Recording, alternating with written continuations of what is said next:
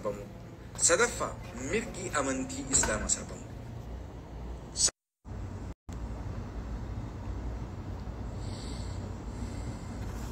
Akkasigaa nageenya jiraadha. Turtii gaarii. Wassalaamu alaikum warahmatullahi. Bakki isin itti tumamtee Baalee magaalaa Dambal'aanaa Gaasaraati jechuudha. Dubartiin tuni yakki isin qabamteen hattuudha jedhan. Sheekh Ismaa'il jalaa moobaayila hedduu hattee himuu diddee poolisoonni himtu malee jedhaniini himuu isin dinnaaniin hijaabuma kanaa baase ati ummata islaamaa maqaa balleessutti jirta ka jedhamu ji'a 4 dura irratti raawwatame jechuudha. Ammas amantaan isii amantaa birooti. Maaliif hattaa eega hatti ammootu hijaaba dubartii islaamaa fakkaattee maaliif godhatteetiin yakka akkanaa raawwatta ka jedhamurraa yakki kun ammootu isirratti ammootu raawwatame jechuudha. Akkuma karama fedheenu yoo ka ta'u taate osoo tumuu sanirra viidiyoon eega waraabame jechuudha. Dubbisaniini kunoo dubartii akkanaattu jira uffata ummata islaamaa maqaa balleessuudhaaf hijaaba godhattee nama gaarii fakkaattee yakka fofokkataa akkanaa godhattutu jira waan taateef irraa uf eegaa jedhanii osoo akkasitti irraa baasanii bareeda ture. Maaliif jennaaniin amma tumiinsuma san arguu malee namni maaltu galee maal balleessitee biyyarraa viidiyoo san laalee namni wahii biyyarraa viidiyoo san daawwatu ustaada maal taate ati maaliifi abalu jahannama seena jettaan jahannama seenam tokkoon illee jenna sanuu muroniitti irra maxxansan foto jahannam seenam tokkoon illee jenne hanga abalu jahannam seene mu'azzi'ee jira jedhanii walirra maxxansanii tiktok irra kaayatanii jecha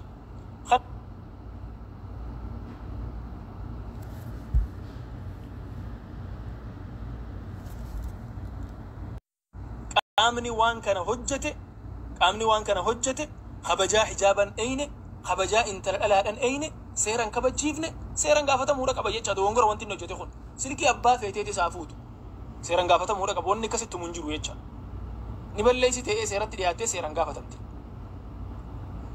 kana wanni jiru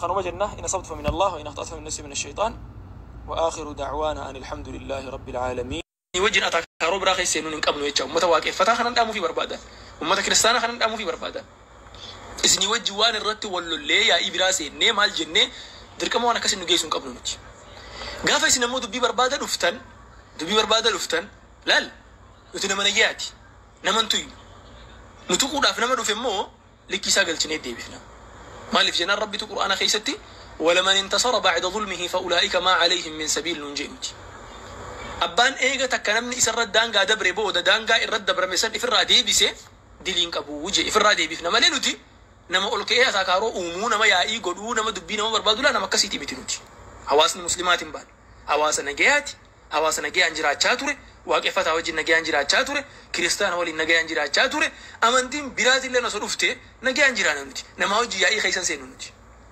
أكا حواس متين بانا بي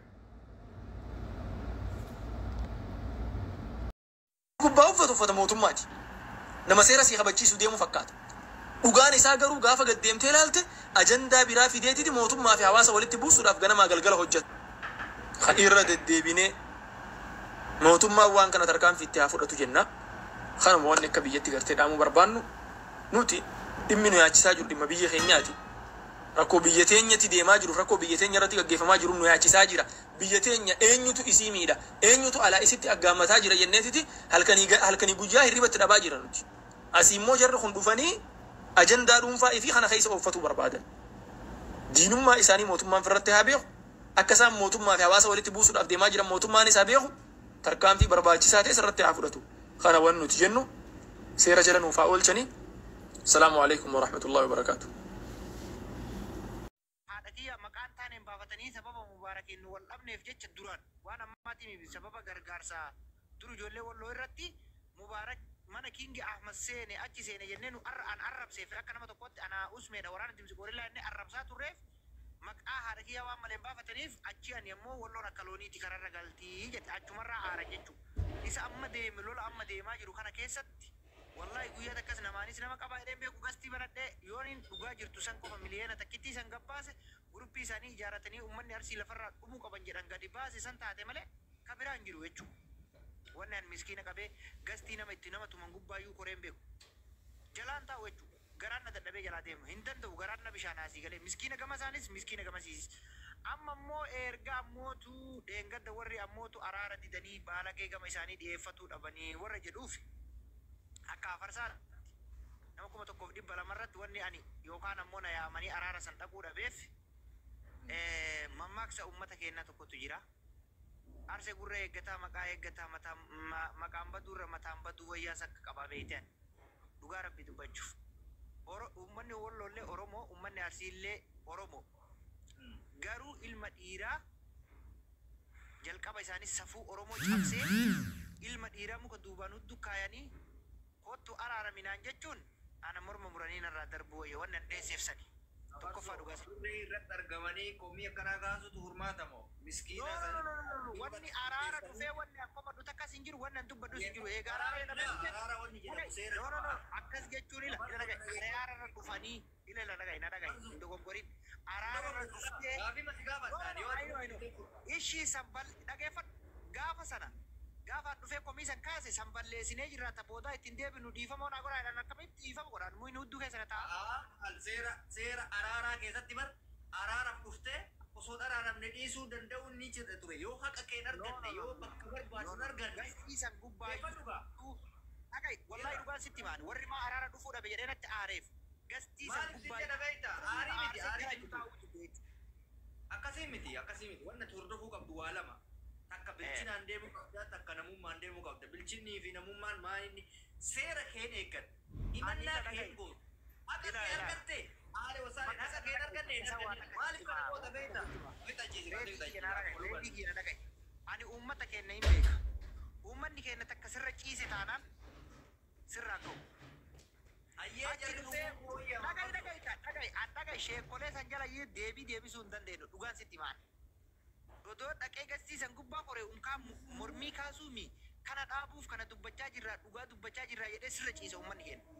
Sanirra ammoo dheessitee gastii gubbaarra salphina keessan muka hudduu keessa keettee akka gaafa muyni hudduu si bahee hudduu biraatti deebi'utti taa'uturra caala malee gastiisan gubbaa dhaqee akkas na godhanii dabarsoodha. Kan dararamaa jiru garuu nama kuma takka saniif kuma takkallee ta'u akka arsiitti muyni nu gale kutaan biraallee nuun arrabsiti ture. Isa san gaafatteetiin argatu tura furmaata dabarsoo garatti qabatu tura furmaata. Dhagai odoon akkasi dhaqee araara san fudhadhe afarsaas muyni keessa jira sillee muyni keessa kalola kana keessa hin jirre hunda kee arsii himatu muyni keessa. Maa fudhatamaa hin mormatta hin haasofta maal afaan hin qabdu ati jaarsan. Ati barila rakkoon kee barreedi bakka araara dhuftee wanni mormattu hin jiru baradhu. Ani maal araara naan taane fudhadhu himadhee. Duruma dhayuma wanni mormattu hin jiru eega araaraaf mormaasii ilan. Araara diiguuta achi dhayxee mormachuun araara diiguuta amalee duruma diduudha. Eega bakka araaraa of amansiiftee sammuu kee amansiiftee bakki kun araara jira jettee dhayxee waan araara buusu dubbatuu qabda malee waan araaraa sirraa fudhadha. Bu'aan didu waan amma deemamaa jiru kanaa akkam jetta akkam mormaan digaraa maalayyee. Ila dhagai deemamaan jiru miti. Deemamee bar deemamnaan muyni hudduu ilma namaa kaayameemi. Itti fufaa jira malee san qofaa guyyaa har'a dhagai maa inshaa Allah ani bari ilaan dhagai waan akkasitti maan wallahi dhugaa sitti maan dogongorarra akka nama tokkootti araarri haa bu'uu nama jaalala qaburraa tokko nama kabaja irraa qaburraa tokko. Wanta yaada wal hubachuu qabna nuuyyo dur afaan tokko ta'uu qabna beekke ayyee. Ila ani akka nama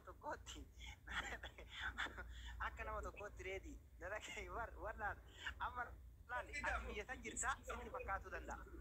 Ila dhagai ilma namaa dhugaa dubbachuuf wanni hawaasa kana xiqqeessaaf hojjetame malee yookaan hawaasa sikkoomantu xiqqeessuuf maqaa hin jirre buusuufiif hojjetame malee wallaalameetii illee miti. Akka safuu Oromoo ta'e wallaalameetii illee miti. Maaliin hawaasa sikkoomantoo kana cabsina maaliin hawaasa Arsii jedhamu kana cabsinatu muka ilma namaa hudduu keessise malee wallaalaa miti kana namaniin. Lolarraa kaka'ee miti ittiin xiqqeessuuf ittiin fokkisiisuuf ittiin waan hin jirre itti baasuuf. Diigalee har ammoo ani hin araarama jedhee araaraaf dhiyaadhee mukatu hudduu na seeneen araaramu jedhee achi dhaqee booyaan. Namatu narraa falaxame namatu narraa walaalame jechuun waan jiru sana mormachuu waan jiru garuu qaanii muyni hudduu keessa taa'u wani bakka araara dhaqee booyuun narraan eegamu akka nama tokkootti. Ayyee fudhatanii jallisuun furmaata ree baran malas akka dhiirummaa ati sitti fakkaachuu danda'a. Biyya san jirti. Waan asitti deemamu hin beektu. Waan gaara kana keessa jiru hin beektu. Waan karaa kana jiru hin beektu. Dhugaa ta'uu dandeessa. Diigalee garuu hubachuu danda'a mungkin nama miidiyaatillee nama baay'eetillee waan dhiyaatu hubachuu dandeessa. Bara amma ati waan tokko laali waan tokko gaafa muinni hudduu namaatti hin seenin san araara labsaa turre akkuma kee kana. Lolli ma jira beek namni miskiinni ma ol qabaa jira yeroo san.